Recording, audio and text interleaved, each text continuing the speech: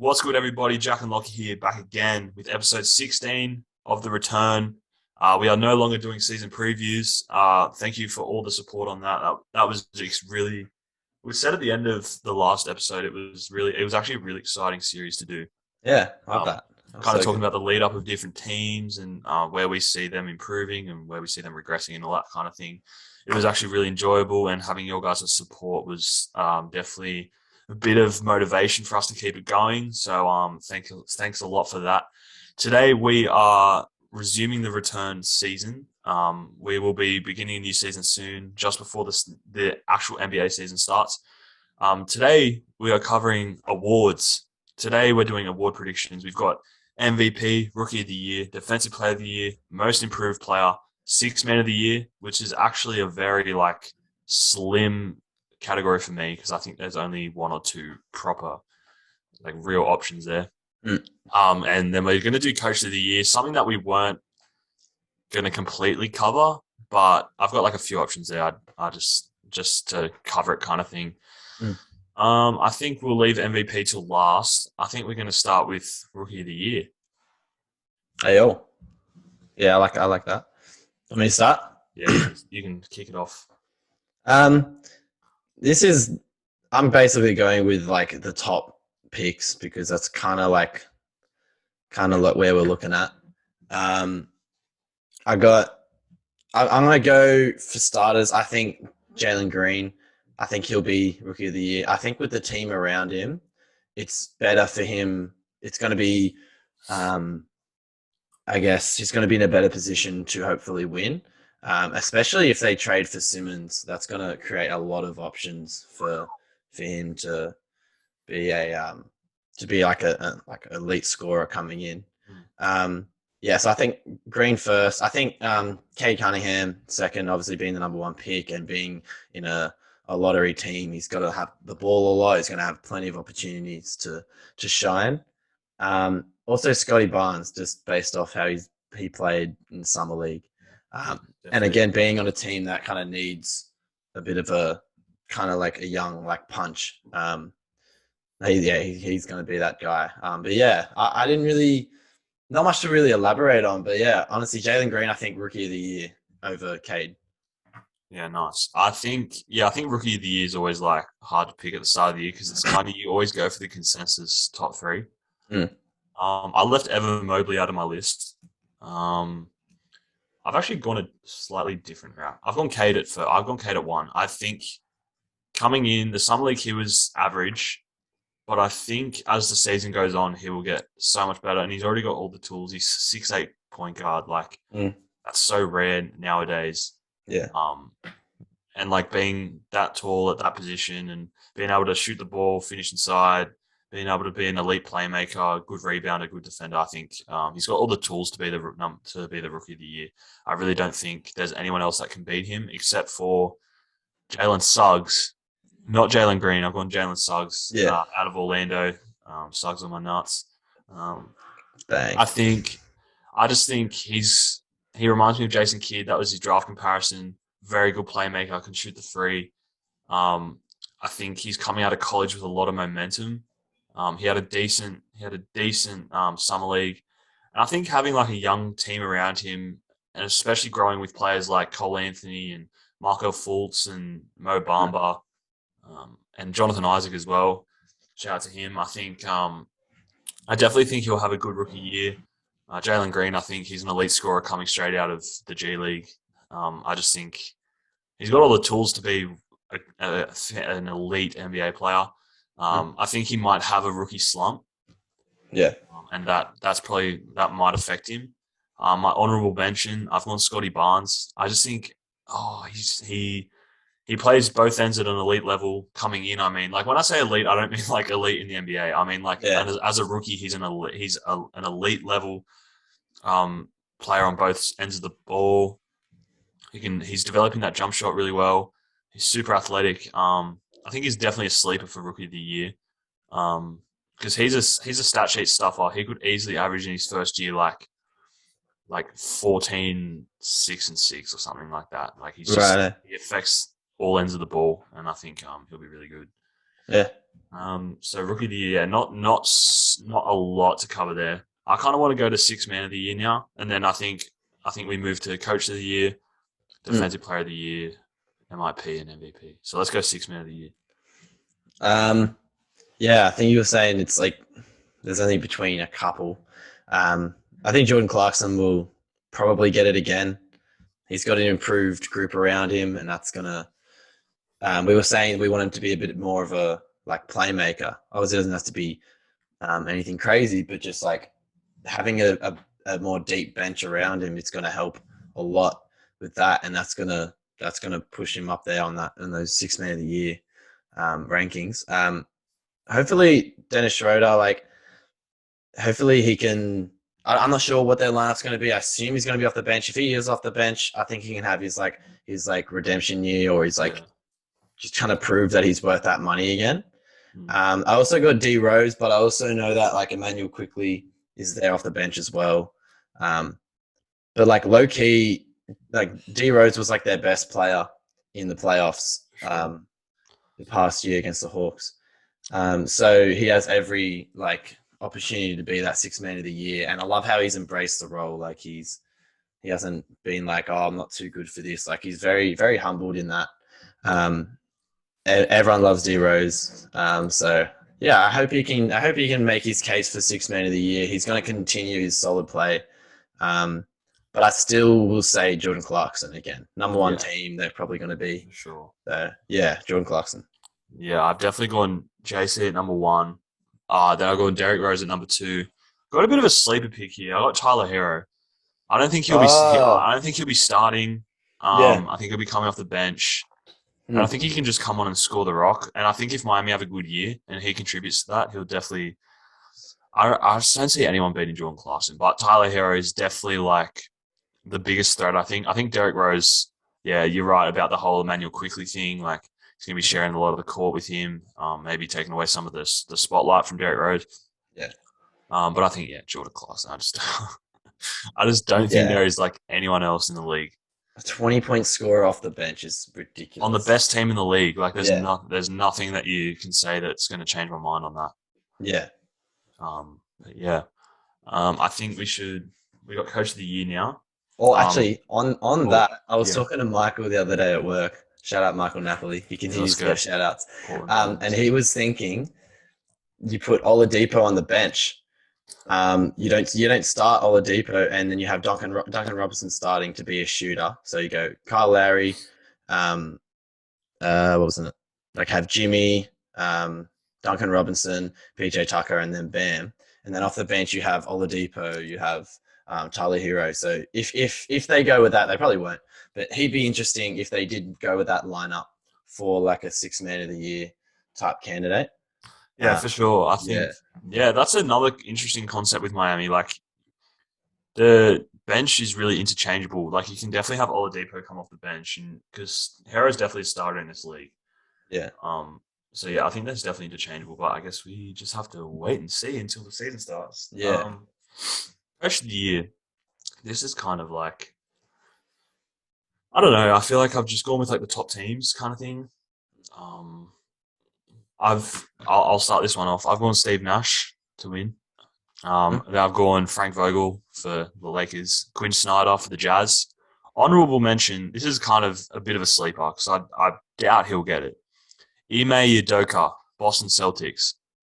I Hmm. think if Boston have a really good year, he'll be like the instrumental part in kind of because it's like a new coach, you got a new system, and you've just gone and won like hopefully 50 games.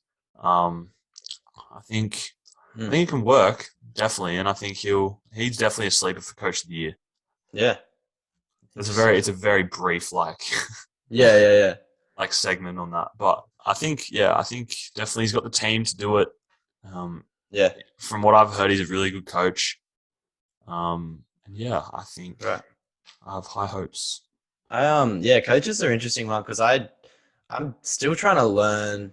I'm still trying to see where they kind of have their impact. Like I know obviously they don't go out there and do nothing. Like Frank Vogel doesn't just sit there and be like, "Oh, LeBron do everything." Like, but I'm trying to learn a bit more about coaches and just be like what they what they do, what adjustments they make.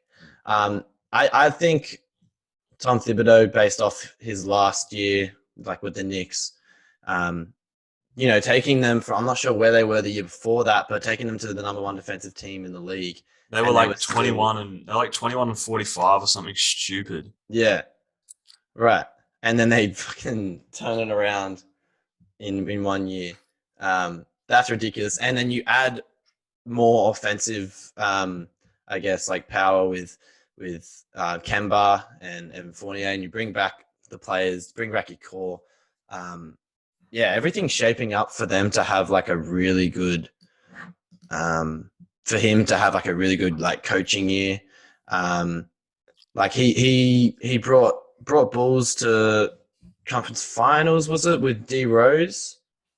Was it? Or Yeah. it might have been semifinals. Back in those days. But yeah, I think just based off his last year performance and then the fact that they've improved this year, they've kept the core. I think he can have a big impact as a coach leading into this season. But yeah, coach of the year it's a weird one because we don't. Also, Rick Carlisle of the Pacers. Yeah, that's a nice sleeper. He's a weird one because people question whether he's kind of like got past his like prime or like whether he kind of needs the system in Dallas to kind of work. But Pacers are a really interesting team, really like versatile, like dynamic team. Yeah. Hopefully he can have that impact with them being like a defensive minded coach. Yeah, I think yeah, Indiana's a very good like a new team for him kind of thing. Yeah. Definitely similar, definitely completely different concept. Obviously, you don't have a ball dominant. It's not a ball dominant team. It's a very team like oriented organization. Yeah. I think that's a different concept, and I think he'll thrive. I think it's a good spot for him to kind of restart that after being in Dallas for so long and first round exits 2 or 3 years in a row. I definitely think he's a good pick. Defensive player of the year. This is like I said to Lockie before. My picks are very like basic. They're the same as last year, really. I've gone Rudy Gobert to win again. I just think when it comes to defensive wins, shares, and like advanced stats and rim protection and being like the anchor for your defense, he's like the best in the league at doing that. Like I said in the season preview for the Jazz, when the team goes 5 out against them, that's where Rudy really struggles, and that's where he got baited out in the playoffs. Yeah. But I think in terms of like rim protection and being that defensive anchor, he's probably the best in the league at it. Second, I've gone Giannis. I think I feel like there's nothing I can really say that's gonna like explain it. Everyone knows what Giannis brings on the defensive end. Ben Simmons, I've gone number 3. Best perimeter defender in the league, but he does get exposed against smaller guards, as we definitely saw in the playoffs. Oh God, I can't wait to talk about that. And then I've gone honorable mention. This is kind of interchangeable. I think he can definitely be the third option. He could even win it. Bam Adebayo, I think. A smaller big, but he's so versatile. He can go 1 through 5. He's an elite rim protector. And I think Miami's going to have a big year in terms of on the defensive end. They've got, oh my God, Kyle Lowry, Oladipo, Jimmy Butler, PJ Tucker, Bam Adebayo. Duncan Robinson isn't a bad defender. They've just got like Dwayne Dedman as well, coming off the bench as your rim protector. Holy insane! Moly. That is like it's scary to think about. And I think obviously Bam's going to be that defensive anchor and kind of he'll definitely lead that team to a deep playoff run, hopefully. And I think he'll be instrumental to the success of their defense. They'll definitely be a top 3 defense, I reckon, next year. Yeah. Yeah. You can kind of go through the same 3 every year. It was back when Draymond was kind of like there up every year. Yeah. And then he just hasn't been there. Because of like the success of the team. Are you gonna pick Draymond? Nah, I'm not gonna. Oh, I was waiting. But actually, I do have him in my like. I don't think he's gonna win. I do have him in my like top thing because I feel like if Warriors are winning, Draymond is having his impact defensively. He's standing out, so he's definitely up there for me. I don't think he'll win it. I think Miles Turner's up there. Ben Simmons is up there. Gobert, Giannis. Another one, I'm not entirely sure if he's like defensive win shares and he's in like that type of impact, but Thibault, the boy, um, He's a big sleeper. he's a sleeper. Like the fact that he made second team last year with what like 20 minutes a game, Mm. is very like telling of where he can kind of get to, Yeah. assuming he gets more minutes. I think he's a future defensive player of the year. Yeah, I think he's got all the tools for it. He's shown it. Um, yeah, yeah. exactly. He's won't probably not, yeah, not this year, but I feel like once he develops his offensive game, it's kind of like he'll get more minutes, and then it's just a matter of time till he kind of gets that defensive player of the year, which he definitely deserves. But yeah, that's me for defensive player of the year.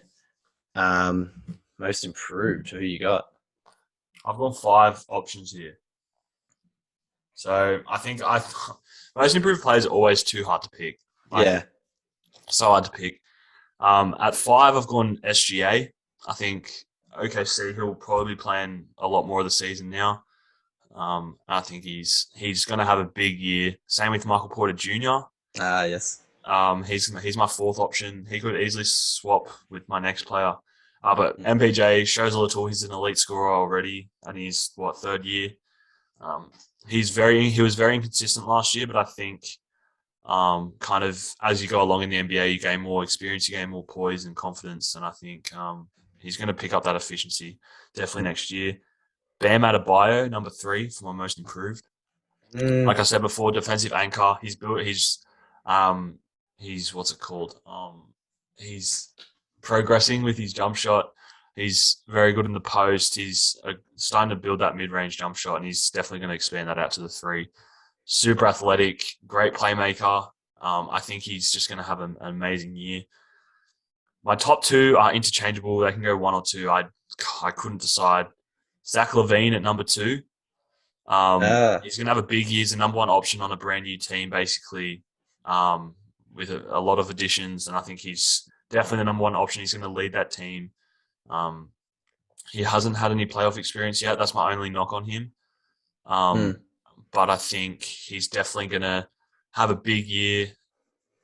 And I think he can, hell, he could drop 30 a game easy. Yeah, he's a 30-point scorer. And he's a good playmaker. He's a plus defender. Yeah, I think he's got the tools to win it. Actually, now that I think about it, this guy's going to win it. Zion Williamson. That's true. I Yeah. just think he's going to have a crazy year. Yeah. I really don't know what to say. Like I think he's a once in a lifetime. Not once in a lifetime. He's a what's it called? I read It's a generational he's a generational talent. Yeah. It's a transcendent star. And I think he's just going to take an unbelievable leap. He could easily average 30 a night. No one's defending him at the rim. Only knock on him is his jumper. But honestly, I think he's. I'm going to put money on him for most improved. Yeah. Yeah, I think he's very good. For me, I got a bit different. I got D'Angelo Russell. Yeah, I think he still has it in him. Yeah, I kind of forgot about him. We went to Wolves, but with I guess a healthy team now and coming into the season, I feel like he can have like a big redemption year. He still has options. He has options around him, so I guess it's not just on him and Cat. Malik Beasley's in, and Anthony Edwards is coming up. Like they have, they have more options. I guess it's not just all on him. I just hope for this one because everyone talks shit about him. I hope Kyle Kuzma can have a big year. Yeah. I still think he's a really good player, like a really all round wing who didn't exactly fit with LeBron. But a guy who can shoot, athletic, play the 3 or the 4. He can slash as well. He can hopefully just have his big year with the Wizards. I got Kelly Oubre as well. Had a bit of a down year with the Warriors, based off just the system. Didn't really work for him. Mm. We've talked about it in our Hornets preview. He's going to be like he's perfect for this team. This system fits him very well. He's going to have a lot of room to just shoot and slash. Like he's got a lot going for him going into this season. I do have Bam as well. We both see a lot in him being, I guess, that kind of following the steps of Anthony Davis, just like improving his face-up game. Improving that mid-range and that post-up ability. We already know he can run and dunk, and being undersized as well. The fact that he can do a lot of that stuff is just a further proof of his ability and how he plays above his height. And also, I think Zion as well. The fact that he averaged 27 last year, basically just at the rim and like free throws and stuff like that. Holy shit. He adds a jumper. I 30 to 35 points a game. He can 100% average. And he's not like a Ben Simmons or a who's another one that comes to mind? Michael Kidd-Gilchrist. Yeah. I don't know. He's not a dude who can't shoot. He actually can legitimately shoot. It's just like he's just got to get comfortable with it. And once he gets comfortable, holy shit. So this can definitely be a big year, especially with I guess Lonzo out. Like I know that tandem has been really good, but I guess this gives him a chance to be a bit more dominant with it. And they don't have like this next scorer. The scorer next to him is Brandon Ingram, and then under that would be like Devontae Graham. Like there is plenty of room for him to be that most improved player. But I do think overall, I'm gonna go Kelly Oubre. I think Kelly Oubre will be. Really? Damn, all right. Yeah, I think so. It's a weird one. I don't know, but I see him having a most improved year. All right. Now onto the big one. I just want to say something quickly. I just put all my number one selections into a multi. It's paying $3,300 to one. Oh my god! It's a bit of value if you want to follow. Also, I wanted to look at the most improved odds. Yeah. Bam Adebayo. 101 to 1. Yo. 101 to 1. That is like extreme value. Go for that. That is extreme value. Who's not putting it? Oh. Chuck $10 on it, but T. Sibel's paying more than that. Okay, sorry. Paying less than that. Sorry, he's paying 81. He's paying less money than Bam Adebayo. Alex Caruso is ranked lower. No. Terrence Mann, Miles Bridges. Terrence Mann. Mo Bamba, Lou Dort. Mo Bamba? Bro. The fuck? This shit's mental. I'm doing that 100%. Yeah, put Holy. 20 on Bam. Put 50. Oh, God. Actually, I don't want to put anything in your head. Don't encourage gambling. All right. This is the big one. The money play right here. Ooh. MVP. I don't know. Do you want to start it off? Do you want me to? Are you flowing? You liking your picks? I'm flowing, man. I'm good. Yeah, you go. Or you? Okay. I've gone 6 options here. One is an honorable mention, which I will say now. Jason Tatum. He's definitely a sleeper for MVP. He had a huge year last year. Boston are going to have a much better year, I think, and he will be the main reason for their success. He's my sleeper pick. He's my top 5. Kevin Durant at 5. I think best player on the best team in the league. Probably one of the best. Well, I don't know. Best player in the world could be. Yeah, second. I just think he playing with James Harden and Kevin Durant. Kyrie Irving. Fuck. Playing with Harden and Kyrie, I think he's not going to put up crazy numbers. I think that's the only reason that it'll affect the MVP. I've said this to Lockie. I'm a stan. I'm a LeBron stan. I've gone LeBron at 4. I think they'll be the best team in the West. I think he'll have a good year, 28, 7-7, I think. Something like that. Yeah. He's coming back with a vengeance after a very poor end to the year. He's definitely he's one of my top 5 picks. Number 3, I think my top 3 is very like anyone could be like anywhere. It doesn't really matter to me. Steph at 3. Like you said before we recorded, he's got all the pieces around him to win MVP. He can average 30 a game Oh yeah. and make the finals even. Like he's just that type of player. We saw last year he was second, I'm pretty sure, in MVP voting or Yeah. third. I can't remember. It was up there, yeah. But Yeah, I think it was second if for they you. made the playoffs, if they were like a 6 seed, he would have won MVP. There's no questions about it. Yeah. But yeah, I think Clay's back. Draymond's back to his best, and you've just drafted Kuminga and Moses Moody. Moses Muddy. I don't know. Perkins, shout out. Yeah. I just think, yeah, he's definitely a top 3 candidate for MVP. Number 2, the reigning Finals MVP, Giannis. My man is going to have a crazy year. I think he's definitely improved. The only knock I have on him is still his shooting and his free throw shooting. Yeah. But still, he's improved. He's far out. He missed like 2 in the game 6. So, I mean, yeah, he's definitely going to have an amazing year. Number 1, 2K cover athlete, Luka Doncic. He can easily average a 30-point triple-double. I think the Mavericks are going to have – I think they'll be the 5th seed, 4 or 5, and he's definitely going to lead that team. He's the favorite for MVP, I'm pretty sure, and I definitely think he's going to have an MVP season. He had an MVP season last year, a bit inconsistent though, and obviously Dallas ups and downs with that season. But I think Luka is the clear-cut favorite for MVP, and he is going to win it, in my opinion. Bang. Let's go. Huge. Yeah, I love going through my MVP list. I got okay. Before I go into talking about MVP, I think people well, it's just my opinion. MVP isn't always just like a top 5 best in the league. That should be established. Because if it was that way, Bron would probably win every year, like in terms of that thing.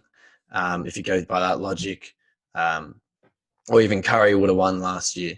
It's just like it's just basically up to what team they're on, what circumstances, what certain things allow them to be to take that next step and be the MVP. So yeah, there's a lot of things that go into it. I think at 5 I got Jokic. He can still have a great year with the Nuggets. They'll be a playoff team, a top 4 team. We know that. He's just going to be there because he's going to continue that play.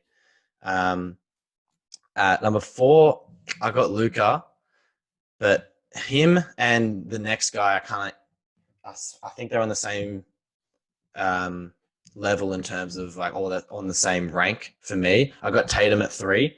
I predict like an MVP type year for Tatum. Maybe depending on what happens, he could have that MVP year next year based on any trades that they make. I'd love to see a Beal trade with Beal, something like that. But again, obviously Jaylen Brown would be out there. But yeah, I think Jason Tatum can make his case for MVP. One of the best scorers in the league. He can hit that 30-point mark, and Boston can have a really good year. Like that's what factors into the MVP voting. I do consider Bron, but at the same time, he never gets the MVP when he deserves it. Yeah.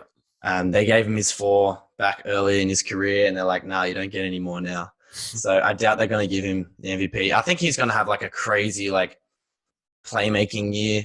He's got so many pieces around him, so he's going to have I reckon he can have like a 12 assist type of year, and a decline in scoring, but still like 25 around that. So yeah, he's still an MVP player by any means, but I don't think the NBA doesn't vote him in anymore. When he always is like the most valuable player. But anyway, number 2, I got Giannis, and the fact that he's been an MVP with a bit of a shaky jumper, like he's able to hit it, and you definitely should not sag off him. But he's been improving it every single year, and he hasn't even hit his peak with it. So Yeah. that's so scary to see. And then he drops like 50 points in a finals game 6. It's crazy. Hits his free throws. Like you see his like real potential. He's just got a taste of what it means to win or what it is like to win, and Yeah. he's going to be so hungry coming back. So I'll put him at second, and then my number one, Steph Curry. He has everything. You said before, he has everything going for him to be MVP. He's got like so many pieces around him that are going to help him. It's not going to all be on him, but at the same time, he's going to be there, like put there to shine. And Clay's coming back, which is going to be amazing for his case for MVP. Yeah. Steph's going to have a huge year. He's going to build from last year. Warriors going to have a huge year, and that's going to be the determining factor on whether he gets the MVP or not. So, yeah, Steph Curry, MVP. Let's go. Let's go. All right. Bang. Ladies and gentlemen, that was our first episode after the season previews, the award predictions episode. Any final thoughts? Shit, I'm excited. I'm really excited, obviously, for like the Warriors, and then you see what we can see with Bam Adebayo, the fact that he can be a Defensive Player of the Year candidate and a Most Improved candidate. He's gonna have a big year. Like I've said a million times before, I'm just really excited for this season. Yeah. This is gonna be a huge year. Yes, sir. Yes, sir. Ladies and gentlemen, thank you for watching. October 11 is Freedom Day here in New South Wales. Ooh. So you best believe that Lockie and I will definitely be moving our setup to in-person podcasts, which I'm really excited for. It probably makes the quality a whole lot better. And yeah, the Boston Celtics series, I'm really sorry. I've been grinding this my career shit, and I've been working a lot. So hey, take your time. I promise Saturday is when I will be recording the first episode of the series. Really excited for that. Leave any suggestions down below. I've got a target list and all that, so Lockie will definitely be helping with that as well. Bang. Thank you everyone for watching. Next episode is going to be very exciting. We're going to be doing a Ben Simmons episode. Our boy, Lockie's not so boy. Very excited to talk about that. We've got a few ideas of what's going to happen. And yeah, really excited. The future is bright on the channel, and we're going to go crazy.